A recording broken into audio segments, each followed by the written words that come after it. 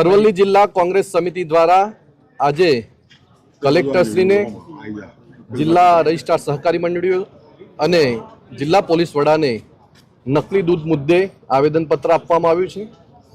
અમારી કોંગ્રેસ પક્ષની માંગ છે કે જે અત્યારે નકલી દૂધનો મુદ્દો જે ચાલી રહ્યો છે, જેની અંદર બાયડ તાલુકાની 4 મંડળીઓની અંદર જે જથ્થો હોવો જોઈએ એના કરતાં વધુ જથ્થો ભરાયો છે.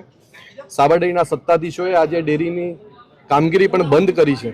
આપ સૌ જાણો છો એમ નકલી દૂધ જે બાળકોને આપવામાં આવતું હોય છે અને જે નકલી દૂધના કારણે જે લીવર, ફેફસા સહિતની મોટી બધી બીમારીઓ થતી હોય છે, ત્યારે જે અત્યારે ચર્ચાઓ જોર પકડ્યું છે એમ નકલી દૂધની અંદર યુરિયા ખાતર, મટન ટેલો, પૌષ્ટિક સોડા, ડિટર્જન્ટ પાવડર સહિતની વસ્તુઓ ભેળવી અને જે જથ્થો દૂધનો હોય એના કરતાં ખૂબ જથ્થો મોટો કરવાનો જ્યારે એક મોટું ષડયંત્ર ચાલી રહ્યું છે, ત્યારે સ્વાભાવિક રીતે જો આ ષડયંત્ર ની અંદર મોટા માથાઓનો જો સાથ ના હોય તો આ વસ્તુ શક્ય બનતી નથી. આજે અમે કલેક્ટર્સને પણ માગણી કરી છે કે ભાઈ ટૂંક સમયની અંદર આ જે દોષિતો છે, દોષિતો સામે તમારે પગલાં ભરવા જોઈએ અને જો આ નકલી દૂધનો કારોબાર જો બંધ નહીં થાય તો અરવલ્લી જિલ્લા કોંગ્રેસ સમિતિ આગામી સમયની અંદર પશુપાલકોને સાથે રાખી ખૂબ મોટું આંદોલન કરશે.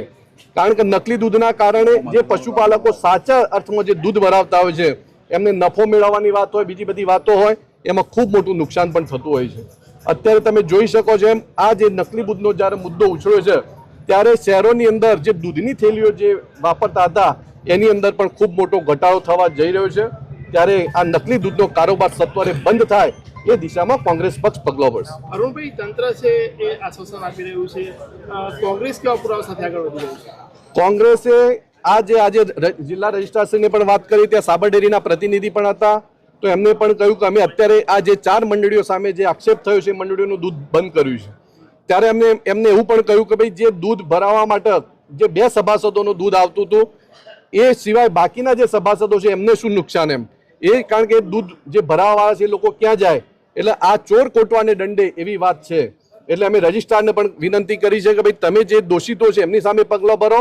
એ ગામની અંદર બાકીના જે દૂધના જે પશુપાલકો છે એ પશુપાલકો પણ દૂધ ભરાવા ક્યાં જાય, કારણ કે આટલા દિવસો થવા છતાં આજે જે દૂધની જે વાત છે એની જે તપાસ યોગ્ય દિશામાં થવી જોઈએ એ તપાસ પણ યોગ્ય દિશામાં થઈ નથી. નકલી દૂધ મામલે જે હુમલાની રાજનીતિ છે, શું કહેશો? નકલી દૂધની અંદર તમે બધા જાણો છો એમ જે હુમલાઓ થયા એ હુમલાઓને અમે પણ વખોડી કાઢીએ છીએ. જાહેર જીવનની અંદર જો નકલી દૂધના મુદ્દે જો હુમલાઓ થતા હોય તો બિલકુલ આ લોકશાહીમાં ચલાવી લેવાય નહીં, એટલે અમે પણ એને વખોડી કાઢીએ છીએ. અરુણભાઈ, કદાચ કોંગ્રેસ આગળના સમયમાં કોઈ કાયદાકીય નકલી દૂધ સામે લડશે ખરું? હા, ચોક્કસપણે. અમે આજે આવેદનપત્ર આપ્યું છે, એમને આશ્વાસન પણ આપ્યું છે અને વાત પણ કરી છે કે ભાઈ તમને ટૂંક સમયમાં રિપોર્ટ આપીશું અને અહેવાલ આપીશું. જો અમને અહેવાલ નહીં મળે તો 10 દિવસ પછી અમે જલદ આંદોલન કરી અને પણ આ નકલી દૂધના કારોબાર વિશે કાર્યવાહી કરીશું. સીધી પણ સંડોવણી હોય, શું લાગે તમને?